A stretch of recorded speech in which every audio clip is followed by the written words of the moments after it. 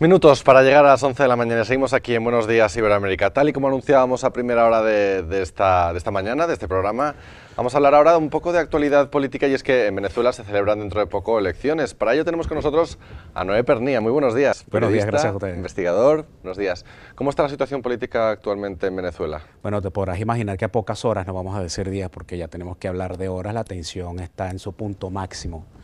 Hay en juego una cosa que es el futuro del país, y hay dos facciones que están tratando de poner a protagonizar una visión de país. Por un lado tenemos, por supuesto, la facción de gobierno, que es aquel amplio grupo de venezolanos que siguen apoyando la figura del presidente Chávez y que siguen creyendo en un programa o en un proyecto, en una idea de gobierno de bienestar social para todos. Y por el otro lado está la facción de oposición, aquel grupo de venezolanos que también son muy numerosos, que esperan que haya una reforma, un cambio en Venezuela para bien, para que haya paz, para que no haya más carencia de productos básicos, para que la educación esté sujeta a controles por parte del propio Estado venezolano y para que el control de la vida en general, la cultura venezolana, siga desenvolviéndose por caminos que tengan que ver con la autonomía del país y que no esté subyugada, por ejemplo, a las decisiones que se puedan tomar por parte de Cuba.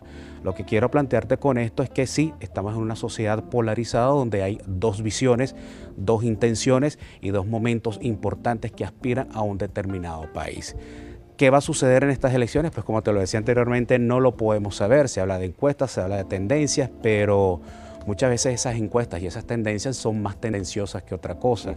Lo cierto es que el gran común en Venezuela lo que está esperando es que haya un cambio para que retorne la paz y sea un pueblo que vuelva a encontrarse y a darse la mano nuevamente. Hay muestras de esto.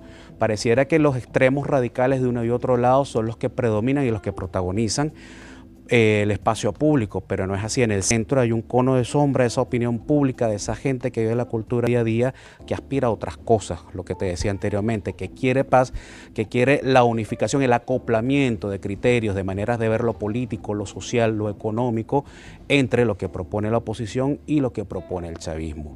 ¿Qué es lo ideal? Bueno, que definitivamente en Venezuela lo que suceda conduzca a que haya un acoplamiento del pueblo en general y que una parte del país reconozca a la otra.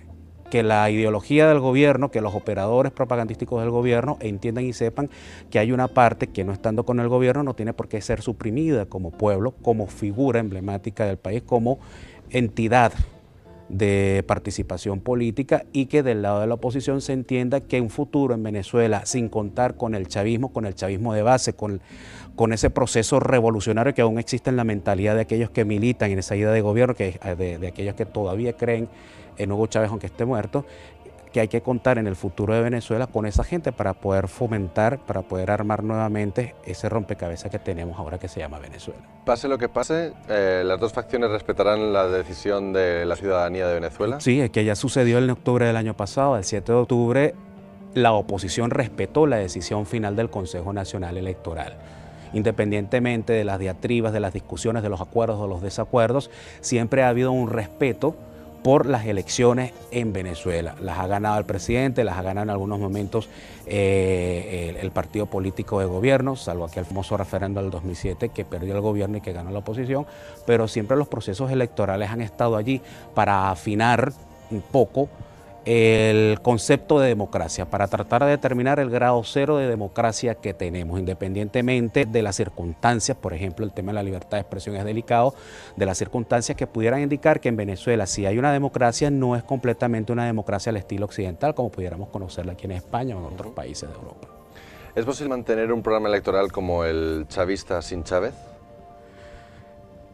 Una de las pruebas que nos conducen a sospechar que un programa electoral del chavismo sin Chávez es imposible, y es precisamente toda esa cadena de discursos que ha venido enunciando Nicolás Maduro desde el mismo momento de la muerte del presidente.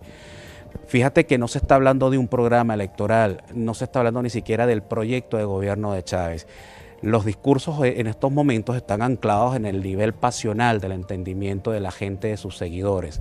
Hay un manejo de una serie de frases, se manejan palabras, digamos clics determinados por los cuales tú encuentras que no es un discurso dirigido a gente que piense la política en términos racionales, sino que la asimila, digo yo, desde mi espacio como investigador, lo asimila desde la telenovela. ¿Perdón? Desde el plano emocional. Desde el plano emocional, y ahí conecta, bueno, con, digamos, el perfil de espectador que hemos tenido en Venezuela a partir de la televisión masiva y este tipo de cosas. ¿Cómo puede cambiar Venezuela? Es decir, si, por ejemplo, las elecciones cortaran el proyecto chavista y se decantaran por la otra facción, ¿cómo cambiaría Venezuela? ¿Hacia dónde?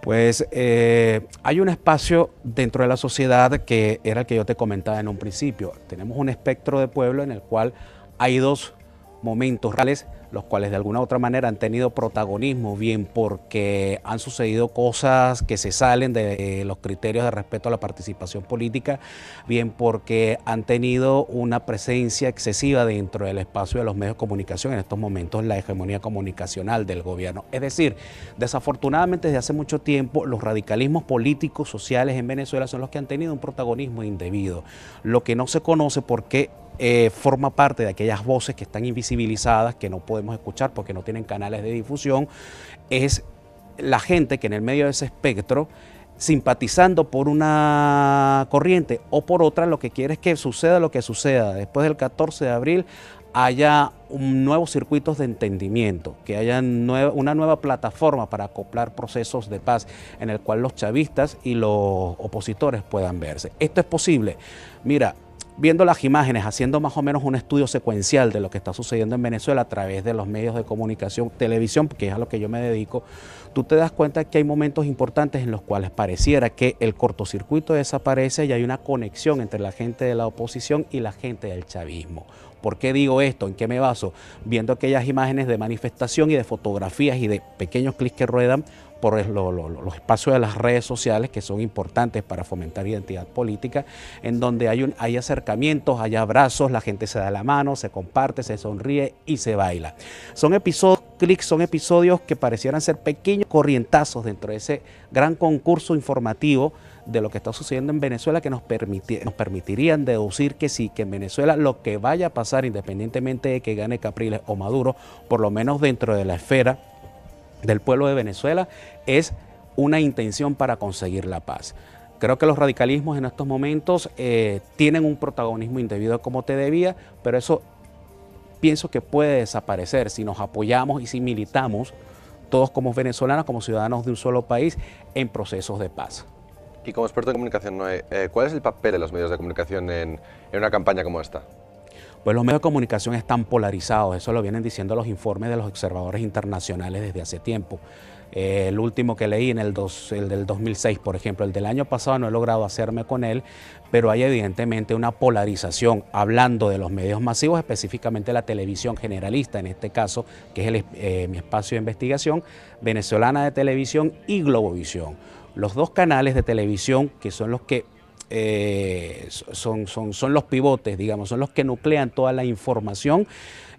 Son dos canales muy populares, muy vistos por la población venezolana, por el común de los espectadores, y son dos canales que en momentos electorales, pues evidentemente toman militancias por una u otra facción. Lo que quiere decir que en los espacios noticiosos, en los telediarios, en los informativos, y por supuesto en los programas de opinión, peor todavía, tú no estás viendo un acercamiento hacia la verdad o un estudio acrisolado que te pudiera decir, bueno, aquí hay una diversidad de ideas que se comparten entre personas que no están dentro del mismo concurso ideológico. No sucede eso, no hay un acercamiento a la verdad, no hay la búsqueda de una verdad, sino la imposición de determinados puntos de vista. Esto es un problema de vieja data por demás en Venezuela. ¿Cambiará?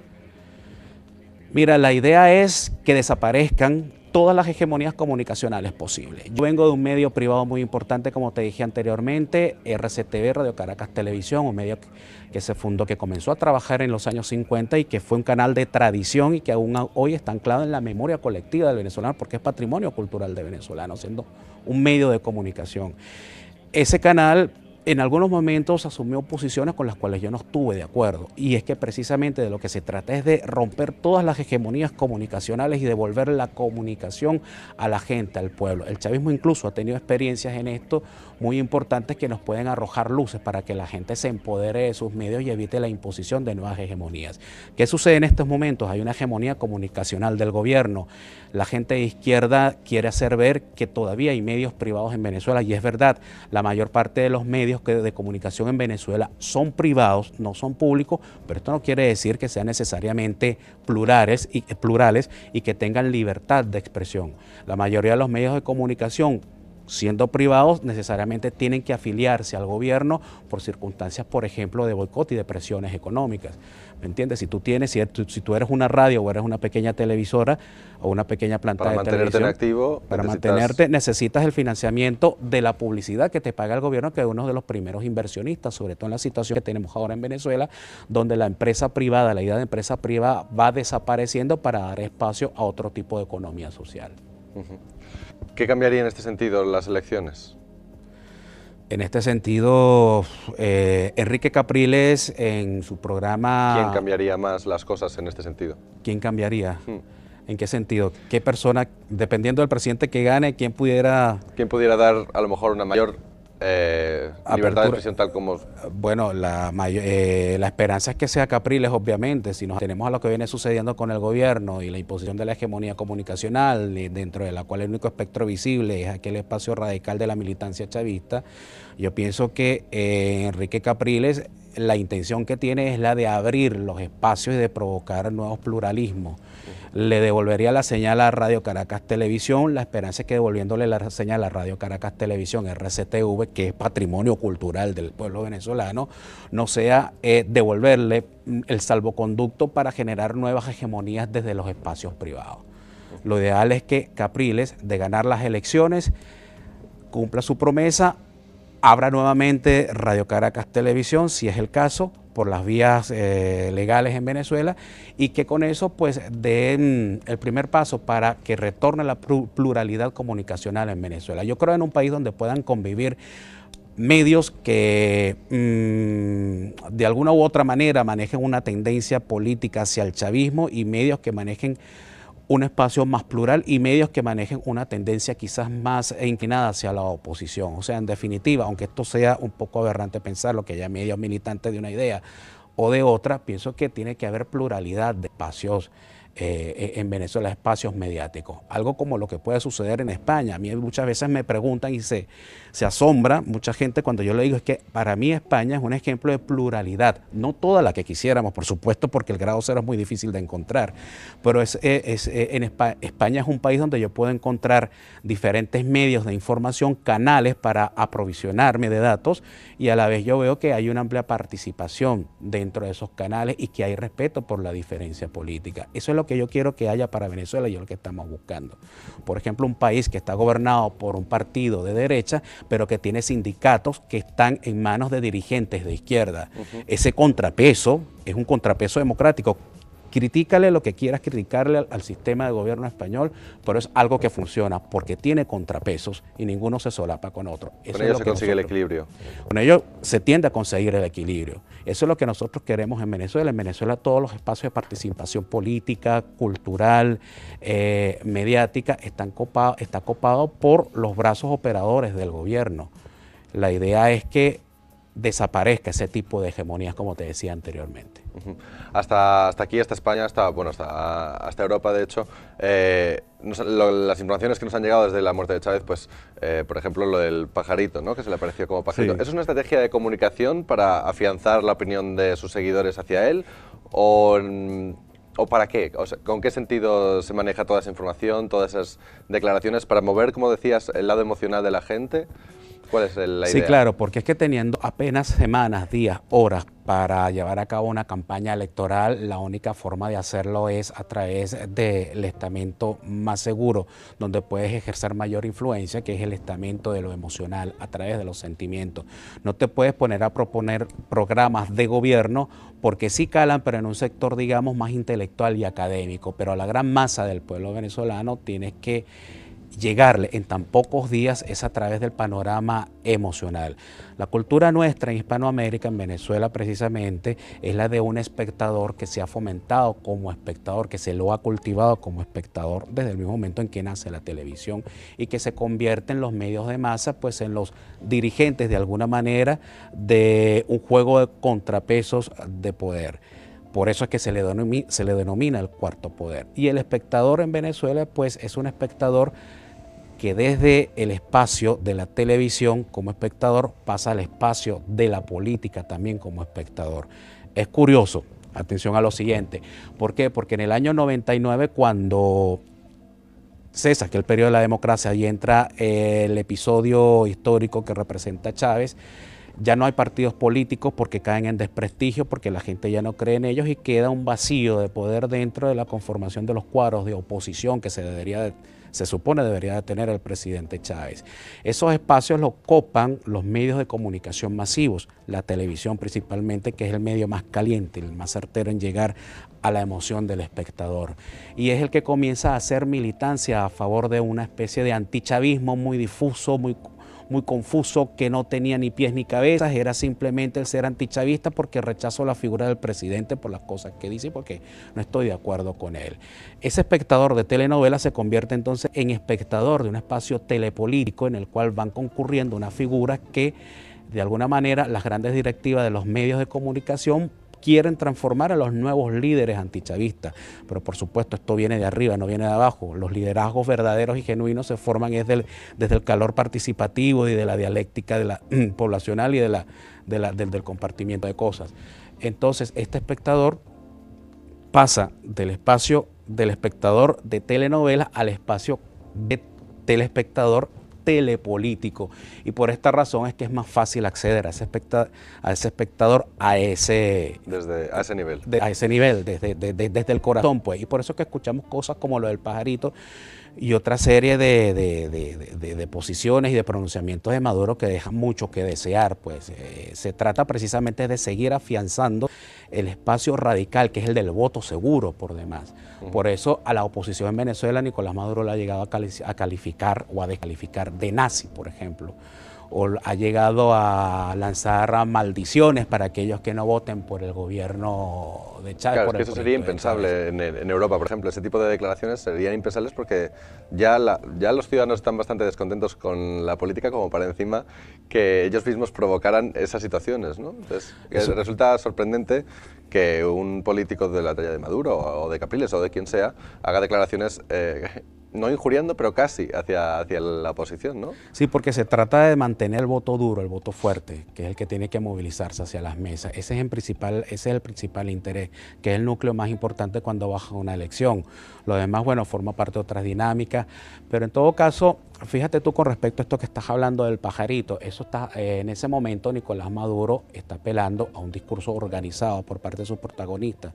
Nicolás Maduro no es un hombre ignorante, no es un hombre chavestia como le califican algunos, es un señor que piensa y que ha tenido contactos en la alta política, en la alta diplomacia, con otros gobiernos y con otros líderes que le han permitido formarse una visión de lo que tiene que ser la dirigencia de un espacio político. Allí lo que está haciendo Maduro es representar el nivel mágico-religioso que tenemos nosotros como ciudadanos venezolanos. Nuestra cultura no es una cultura que pueda decirse es el grado cero de la cultura occidental, sino que es una cultura variopinta que tiene otros condimentos que le dan esa riqueza, entre ellos el pensamiento mágico religioso, del cual nosotros no nos podemos desligar.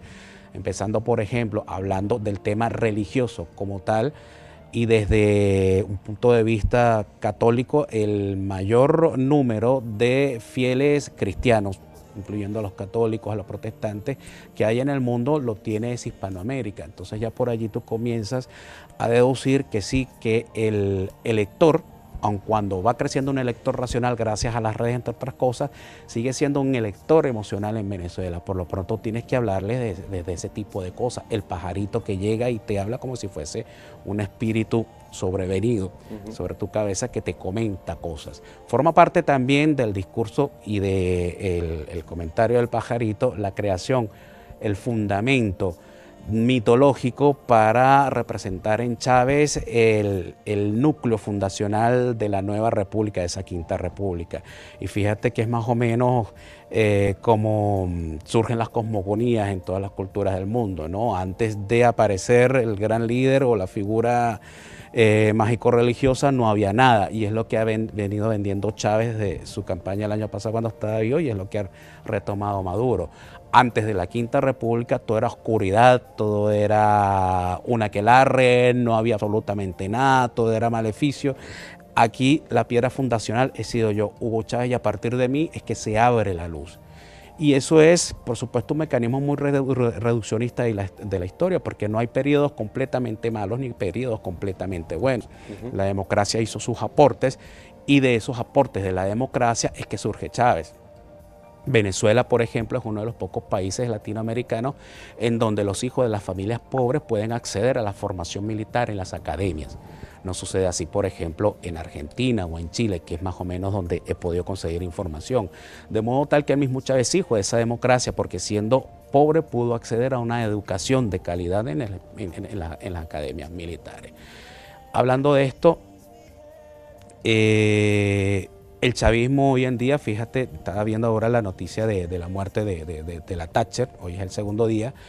La Thatcher es una figura tan controversial como el mismo Chávez, y la historia sobre la Thatcher todavía no se concluirá, no se terminará de escribir hasta dentro de mucho tiempo. Corriendo tinta. Corriendo tinta, y sobre Chávez también seguirá corriendo tinta, y tiene que seguir corriendo porque estamos todavía como que en el ojo del huracán y no podemos verlos desde afuera. Viéndolo desde adentro se te distorsiona mucho la vista. Tienes que esperar a que se calme el huracán para poder analizar cuáles fueron los destrozos, qué fue lo que pasó y cuáles fueron los logros de ese periodo histórico. Que es importante, discúlpame que te interrumpa, porque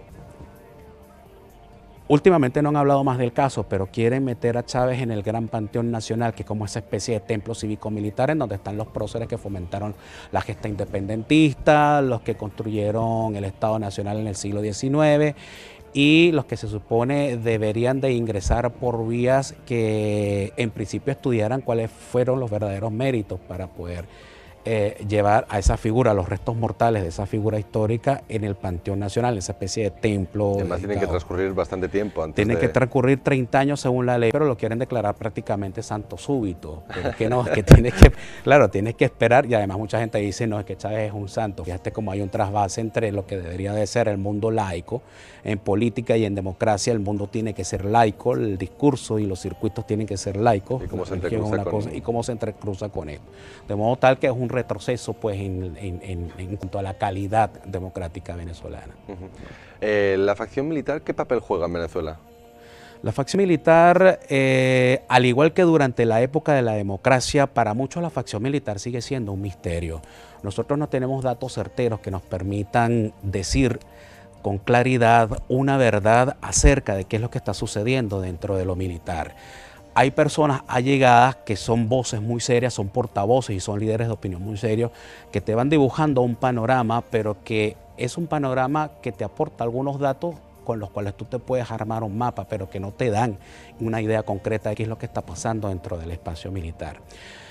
Por ejemplo, pareciera que sí, que dentro de los uniformados, dentro del ambiente castrense, sí hay una tendencia a favorecer más que a Chávez, pues a una apertura para la recuperación de la democracia. El candidato Enrique Capriles el año pasado, pocas horas antes de las elecciones, anunciaba que ya tenía el nombre de quien iba a ser su ministro de la Defensa, y era el nombre de un alto oficial activo. Lo dice el mismo candidato presidencial, quiere decir entonces que sí, que hay vasos comunicantes, pero que no conocemos obviamente porque tiene que manejarse en un secreto. Lo mismo sucedió durante el chavismo. Chávez viene de una izquierda militar que estuvo fraguándose al calor de los cuarteles, y de lo cual nosotros teníamos muy pocos datos. A nosotros se nos vendió la idea de una fuerza militar no beligerante, una fuerza militar que solamente se dedicaba a estar en sus cuarteles, a proyectar programas para la defensa nacional, pero era una fuerza militar no beligerante, y resulta que sí, que estaban pasando cosas. De hecho, el partido político militar de Chávez, el MR 200, lo fundan en el año de 1982. ¿cómo pudo suceder esta cosa? Bueno, es que definitivamente el espacio de lo militar, ¿sabes? Por la cuestión del secreteo y que es secreto de Estado, pues son muy pocas voces las que logran salir de allí, las que uno logra escuchar. Los militares en estos momentos, la gente lo piensa de la siguiente forma. Hay un ala que representa Nicolás Maduro, que es el ala civil, cosa buena que tiene Maduro, qué bueno que por fin, después de 14 años, tengamos un presidente civil, si gana Maduro, en el siglo XXI. Claro, por eso preguntaba, como a Chávez se llama comandante, que parece ser, da la sensación, ¿no?, de que el ejército y los militares siempre están del lado del gobierno y siempre van a hacer un poco, van a actuar en esa línea, ¿no? Van a estar reforzando un poco el papel del gobierno y no van a bajarse del carro por nadie. Entonces, a lo mejor, precisamente lo que tú dices, ¿no?, que tener ahora un presidente que es un civil, a lo mejor cambia esa visión, por lo menos. Sí, hay una facción, aparentemente sería la facción que está bajo el presidente de la Asamblea Nacional, que es Diosdado Cabello, que fue militar golpista también, que serían los más radicales. Qué curioso, porque hay áreas de la izquierda española que ven a Diosdado Cabello más bien como un representante de la ultraderecha, quizás por las conexiones económicas que tuvo con las grandes corporaciones y los grandes magnates y conglomerados durante su época como ministro de Infraestructura y de Obras Públicas en Venezuela. O sea, ahí tienes acceso a una cantidad de dinero y de información importante. Pero esto no es algo que lo podamos saber, el gobierno por supuesto lo rechaza.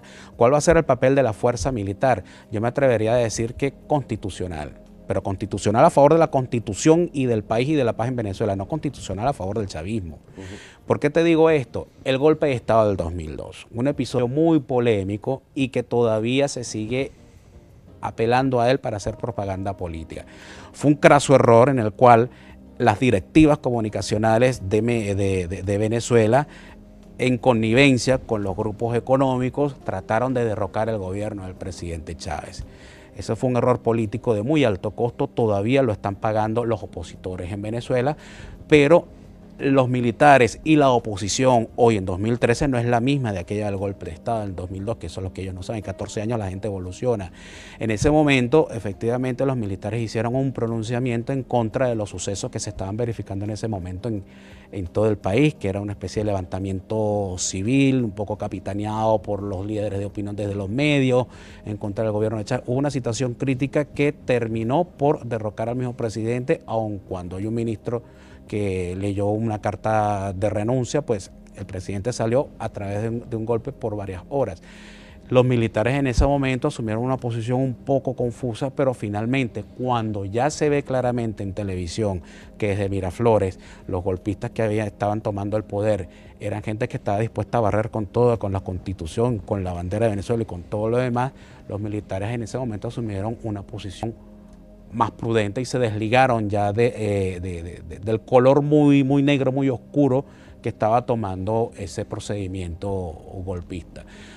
¿Por qué te cuento esto? Porque es que la idea que tenemos es que en Venezuela, si llega a ganar el presidente Maduro o llega a ganar el candidato Enrique Capriles, ambos son candidatos, pero uno es presidente encargado, la posición de la Fuerza Armada en el caso de Capriles tendería a ser constitucional. No tienen otro remedio que ampararse bajo lo constitucional, porque es una herencia de la cultura democrática además.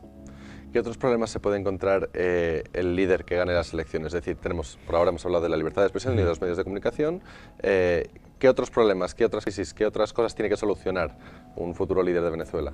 Lo primero que sufre el venezolano es la inseguridad y lo segundo, la carencia de productos básicos.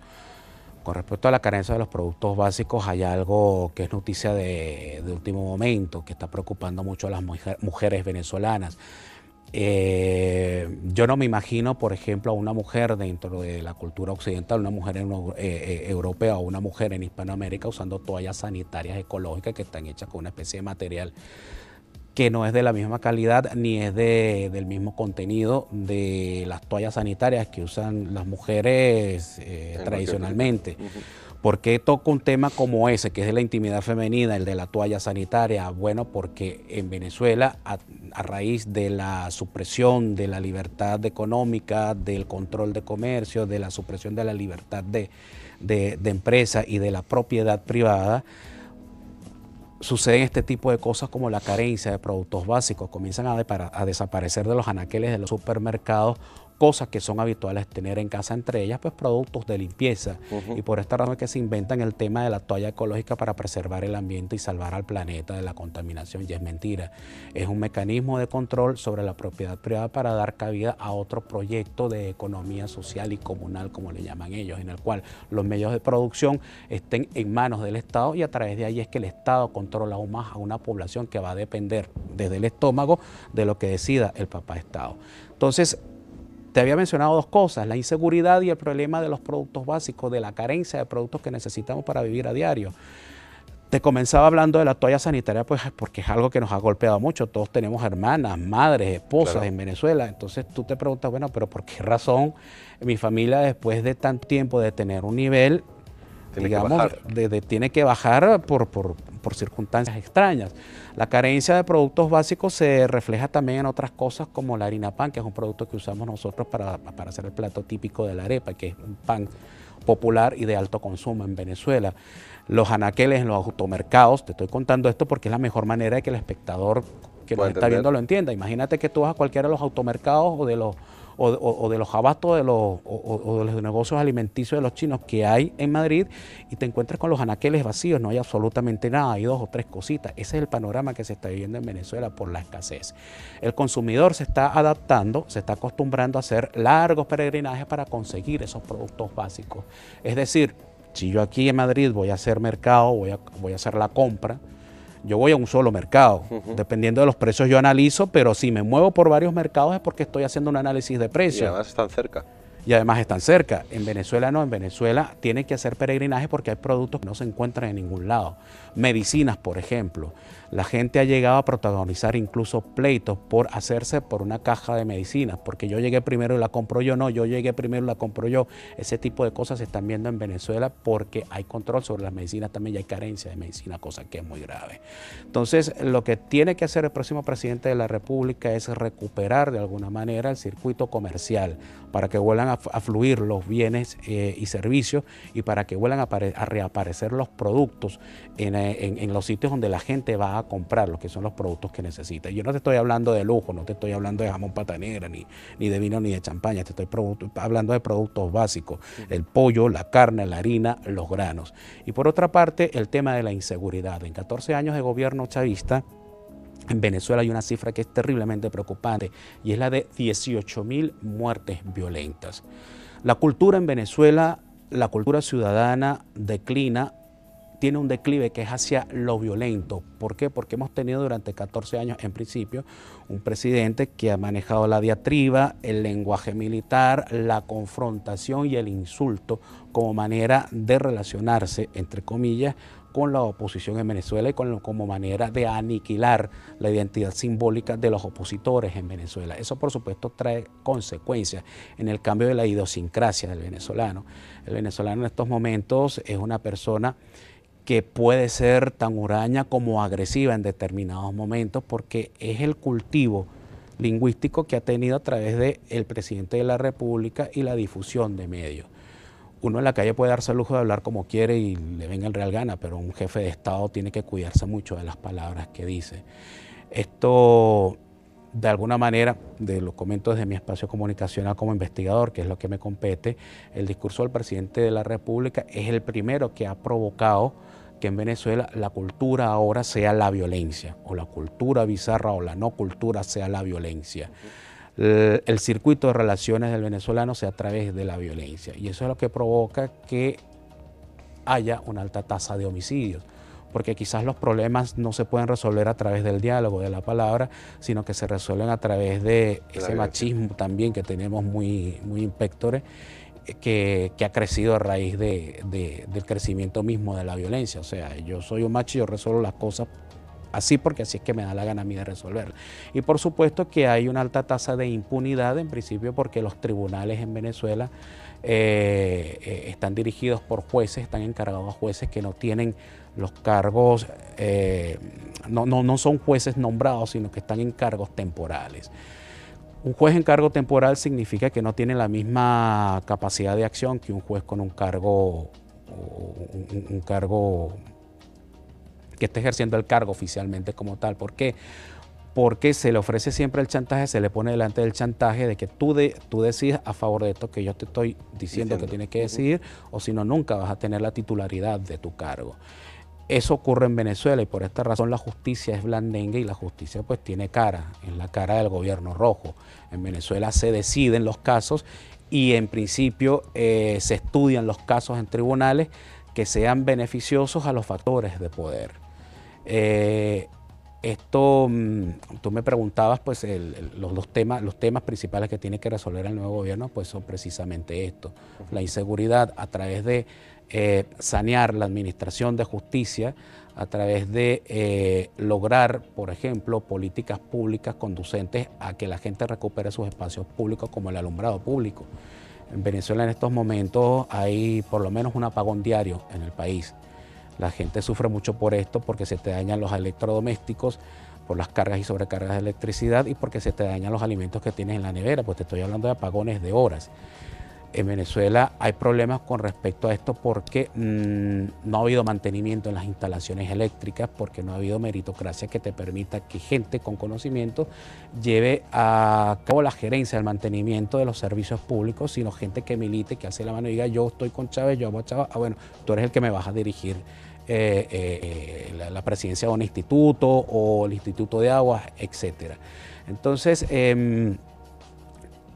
volviendo al tema de la recuperación de los espacios públicos para que la gente vuelva a encontrarse en la calle, pero para que pueda encontrarse en la calle tiene que tener unas condiciones mínimas de movilidad y uno de ellos es el servicio eléctrico para el alumbrado ciudadano, para que pasen cosas como las que vivimos en Madrid. Los inmigrantes que vivimos en Madrid apreciamos mucho Madrid, apreciamos España. También. Claro, y porque podemos contratar, pues o sea, yo voy a Venezuela y yo no puedo salir después de las 7 de la noche porque no hay alumbrado público y porque es la hora en la que la delincuencia actúa con más impunidad. Aquí en España, si a ti te da la gana, te puedes ir a la Gran Vía a tapear hasta y no pasa nada. Habrá eventos como en todos lados, por supuesto, porque es una gran metrópoli y ninguna gran metrópoli se escapa de eso. Pero eso es lo que más o menos te estoy tratando de explicar en lenguaje llano.